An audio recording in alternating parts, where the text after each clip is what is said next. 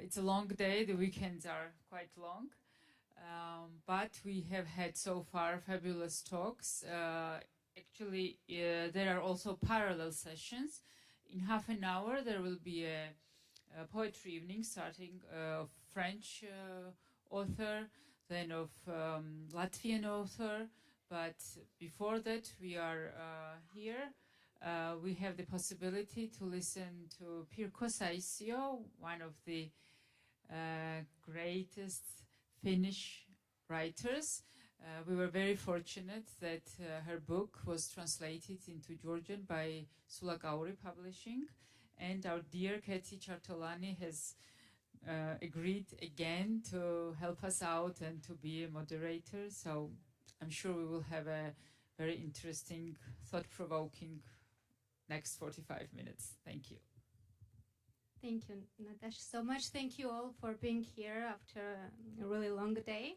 And next 45 minutes or so, we'll be talking about the book, the Red Book of Farewells by our wonderful guest here, Pirkko Saisio, a writer from Finland.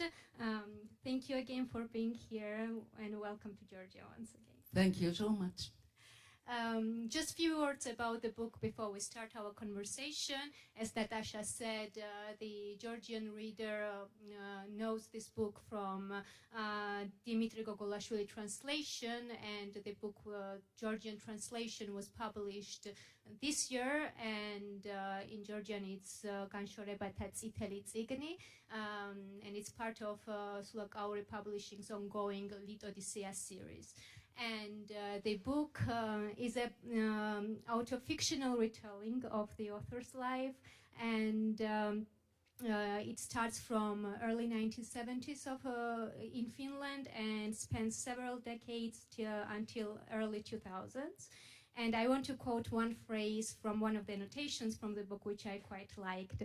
This is a work that stoically embraces the revolutionary potential of moving on. That's a mouthful, but this book is not only about saying goodbyes, but also saying hello to people who always stay with you, even after saying goodbye to them, because they are the ones who shape your sense of self. And this book is also about queerness, about finding your true self, wherever it might be, of revolting against the expectations of the family and the societal norms, of proving yourself, of finding your vocation, and many more. And my first question will be about this abundance of themes in this auto-fictional work, and because for me the text takes to a whole new level of this very known phrase that personal is political. And the book blends very well these utmost personal turmoils with not only with the social norms and social tendencies, but also especially in the beginning of the book, the blending is between the nature and the human world, and wildlife and handmade objects, and it just highlights this holistic nature of our existence. And my question will be regarding this using the broader context to make sense of your personal life, and how to walk this fine line to choose what you will select from your biography, to stay true to yourself and also to the text in front of you. Oh yeah, it's a good question. This is published more than 20 years ago in Finland, and I must say that I'm a kind of person that I forget my books after I have written them, and I never read them again for one good reason, which is that if I read some sentences of some of my old books, either I think that why I ever let this be published, this is bullshit, this text. That is one objection. The other is, have I sometimes been able to write that good text? Why can't I do that anymore? So I don't have it. So yeah, sorry. That's why I don't remember how I chose that. But when you said that there comes this nature, and then a human nature, and the first chapter is actually not fiction. It's this author, author fiction. That part author. And what happened with this book when I wrote it, and this is true, and many people don't believe that it was nearly ready, and I was drinking wine at night time and reading it, and then I pushed 3 buttons, and they came something blue. I'm very bad in techniques. And this was the first book I was writing with a computer. And everything disappeared, everything. And I didn't have any copies of that. And then it begins that I call from an island which is in Baltic Sea, and there is a dead seal, and it's a very hot day, and I'm talking about that how beautiful the day is, but it's too hot, and there is somebody has shot this seal, and then I said, and this old novel is disappeared, and my publisher wants to know how what did it do? Oh, look at that! Now there came a big bird, and he was really. Don't you understand? You have to talk. Where did it disappear?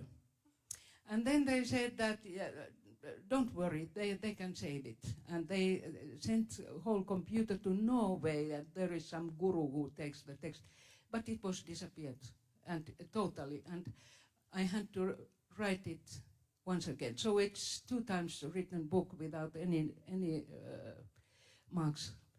I wanted to actually ask you about it, if it's the real fact that the text was lost. And in this case, I'm fascinated with the process of, I'm not sure even if I can call it rewriting. I guess it's writing another yes, text. Another text, because I couldn't begin it. I was a professor in Theatre Academy of drama writing professor, so there came 9 months that I could not even touch that, and the next summer I wrote a new book, same title.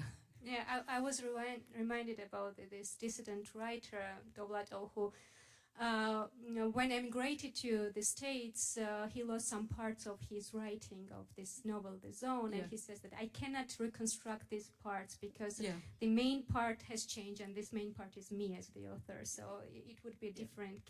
It's different, and I'm sure this is better, this second. But I'm quite sure, because of course I remember everything which is essential. And I apologize beforehand because I will remind you some parts from this book during our talk. But first of all, I want to go back to the discussion that you had today earlier at the panel about this memory politics, and to go back to this walking the fine line between personal memory and collective memory. And memory politics, when you are writing the autofictional book, it engages with not only the collective memory, but also the power structures that decide what society remembers and what it forgets. And I'm interested if you are looking at your autofictional writings as an alternative history written from with an alternative voice, and if it's so, does it what added responsibility it gives you when you are creating this part of the history of your country? I'm not sure if I understood the question. Can you repeat it? The question is whether or not you see your autofictional writing, because there are many parts. You mentioned lots of historical events that took place on the second part of the 20th century, the invasion of Czechoslovakia, the censorship in the USSR, and of course the student movement in Helsinki during the 1970s. So these historical stories are interlinked with the story of the protagonists. And the question is whether you see it as the alternative history of the country. Yes, it's maybe it's a memory of the society. I was talking about that. That is which we often call history. So that personal memory is. You have to be careful when you are writing autofiction that you are not flattering yourself, that you are not a victim or you are not a hero. You have to be so honest and true, and it's quite same with the society, I think, because societies memory is always also society's memory is very it's a fiction, and it's a poor story which maybe which has some logic, which is, I think it's in many cases flattering also the society how it remembers. But I must say that this was a little bit special, this student movement in 70s in Finland, because of our situation near Soviet Union. And what happened in France and in Germany and in USA, it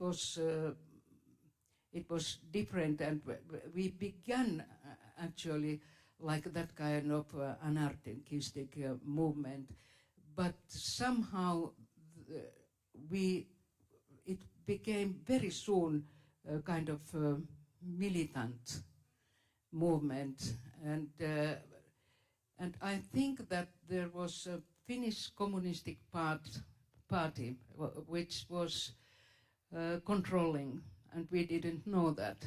And the Finnish Communistic Party was controlled by Soviet Union Communist Party. And I think that nobody just understood it in our student movement and also in a communistic party. To continue this line of thought, the political stance of the protagonist is very interesting for the Georgian reader, because our country in the 1970s was in totally different situation. We had long been occupied by the Soviet Russia, and the ideology, this leftist ideology, was so petrified. It was petrified dogma, rigid dogma that suffocated every part of your private and your public life. But the leftist sentiment in Finland, in youth of Finland of the 1970s, was different, as I understand. And I'm very interested in.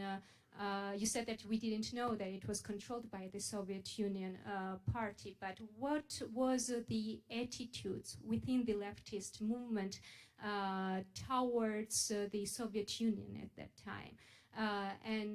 Because you saw this leftist ideology was seen, as I understand, as the weapon to get rid of the rigid systems, right? And to get off these conservative norms. And how did it conflict, or maybe not, with what was happening in the Soviet Union? Quite many were studying in Soviet Union, and they saw what the reality there was. And I had a little bit special position, because my father worked in Finnish Soviet Union association all his life, and so I didn't believe everything that this movement believed, and it felt to me quite naive. I must say that because they came often, the members of this movement, they came the higher social classes, and they had a very romantic ideas of working class people, and they didn't know them and that kind of families. They were quite many and quite dominating. But I also learned at home this double standard of speaking, how these guys from this association were talking with each others, and how we were talking in family, my parents, and what they were talking publicly and to the other people who were social democrats or something like that. I want to ask another question regarding this political stance, because it plays a crucial, very important role in the book. And this idea of revolution plays the role in the book, not only the revolution as a political concept, but also as something that young people feel to be part of. And correct me if I'm wrong, but when it comes to this second concept of revolution in the book, and how the protagonist embodies this type of desire of change, this political stance is written here a bit with a self-irony. And now comes the part when I will remind you of the passage from the book. Okay. When the protagonist happens to be in the company of the workers whose rights she ideally needs to defend, instead of thinking of finding the common ground with them, or experiencing this situation, she sits down and starts to write the poem, the verse. And there is some kind of performativity to it. First of all, please correct me if my interpretation is not correct. But if it's correct, what was the purpose of showing this very youthful, very understandable, very natural desire to be active politically in your teens and early 20s, to couple it with this performativity and a bit of self-irony? So why I want to show that like that? First of all, if it's there, or maybe I'm imagining. Yeah, you are absolutely right. I remember that very childish poem, and it's very self-ironic. And I had that. I am a quite ironic person. I think that I made, for example, awful mistake. I was. Sorry, I'll tell you one story which is a little bit based on that. That my first book was published, and I was in this party in a publishing house, and which happened in one island near Helsinki, and we were drinking there a lot that time, and then there was a awful amount very drunken people in a boat going back to Helsinki, and I saw my friend and translator from Hungary, who was sitting with a main critic, a literature critic, and I was shouting to that Eva Pap that, Eva, be careful, she's the agent of CIA. And that was self-irony, because we always, everything, whatever happened in the world in that time, we said that he's a spy of CIA. And that everybody was so silent, and it was late to tell that this was a joke. And that critic, he hated me, as long as he wrote of my books, and he was the main critic in Pekka Tarkka. Yeah, so that was the irony, because it felt so childish, of course, that we think that we know that everybody who disagrees is a spy of CIA that time. So there is that self-irony, but I believed that socialism will be the answer to the equality and all good things. But I doubt it. Soviet Union, because I knew from home what they were talking, and we were visiting there quite often. And I was actually, in the time of Leningrad, I was studying there a month and so on. That we saw that all that it's heavy for the people. And then I remember, for example, that I was leaving there with a train home. After that month, I was 23 years old, and I saw an old woman who was walking on a street near a railway station, and she was crying in a very loud voice. I don't know what happened to her, but I was looking at her, and I understood that that doesn't surprise me and that doesn't shock me, because I'm used to that in that 4 weeks. And then of course when I was leaving, I was thinking, what has happened to me? You have one, regarding this theme, you have one passage in the book which I found very interesting. There is this debate discussion within the book about how Soviet Union looks at homosexuality and how it's not reconcilable with this ideal image of Soviet men and Soviet women. So I'm guessing, was this the question among the queer members of the left movement by that time, and how did it create cognitive dissonance, or how the youth reconciled these conflicting ideas that leftism is good, but the leftist Soviet Union despises homosexuality? Yeah, it's. We didn't fit the picture. We were not good revolutionary young. We didn't fit the picture.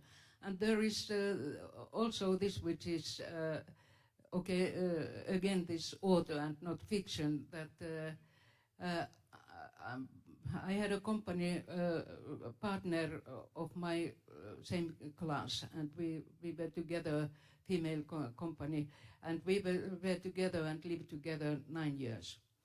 And then they asked me, and they told that older comrades, older communists are a little bit worried about how the girls of this movement behave, and this is not a good idea. And also the young communist boys,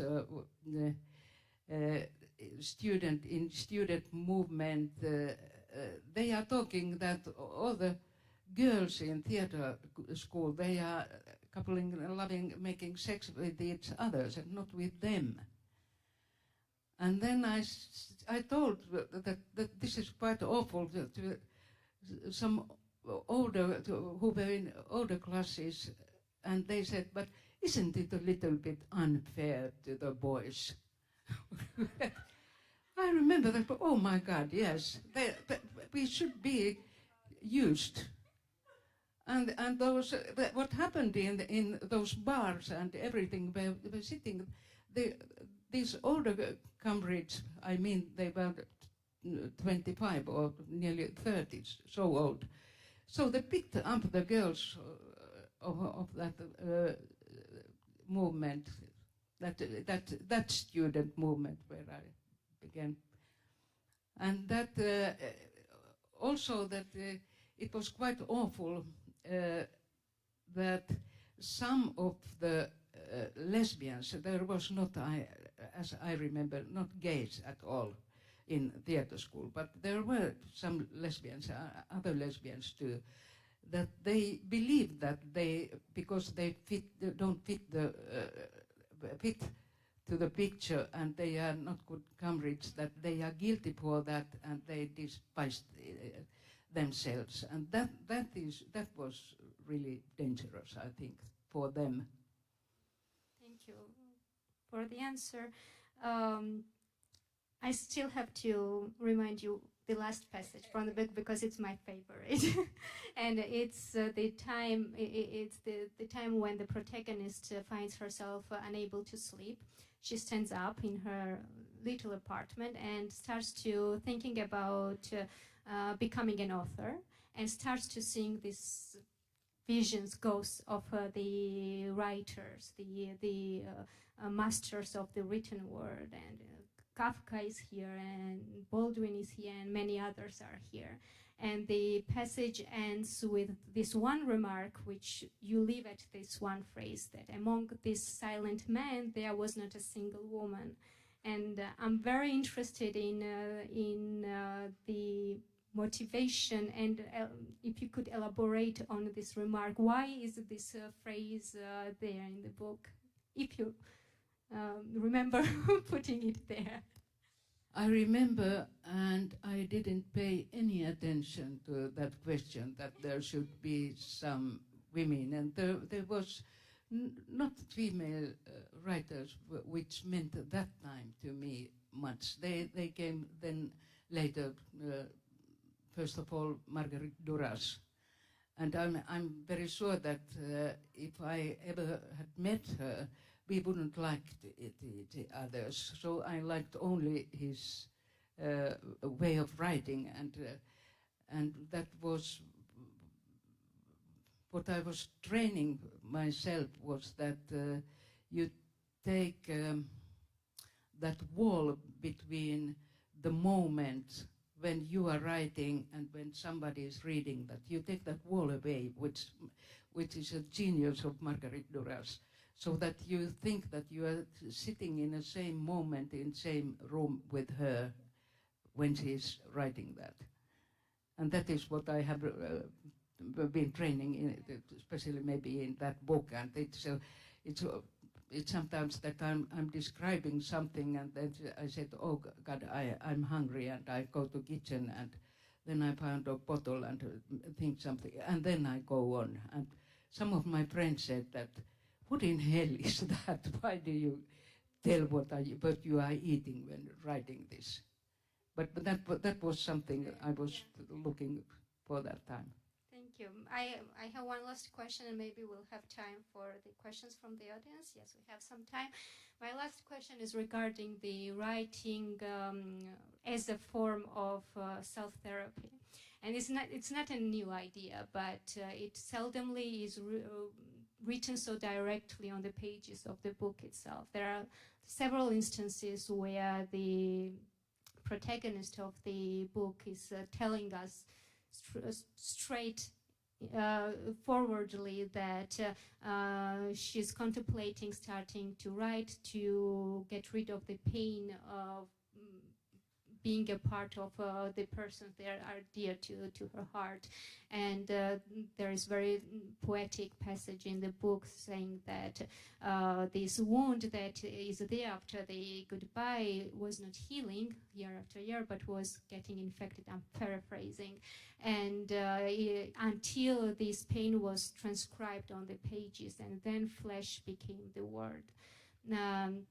And could you please elaborate on the writing as self-therapy, and whether or not it is difficult to go back to these painful events of your past and take them and put on the pages of the book? Absolutely not any self-therapy, I think. No.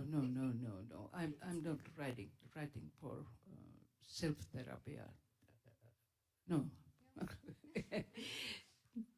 No, I hate those kind of books. Maybe, yeah, there is I think the modern auto fiction is quite a lot of self-therapy, and especially it connects with your body. How is your body? That first I hated my body, and then I found my sexuality, and then I loved my body, and now I'm free to that kind of stuff. I hate that. Yeah. I'm sorry, but it Fair. absolutely fair. I say it's nothing to do with any self-therapy. I don't need any therapy. Okay. All right. Thank you so much. Any questions from the audience?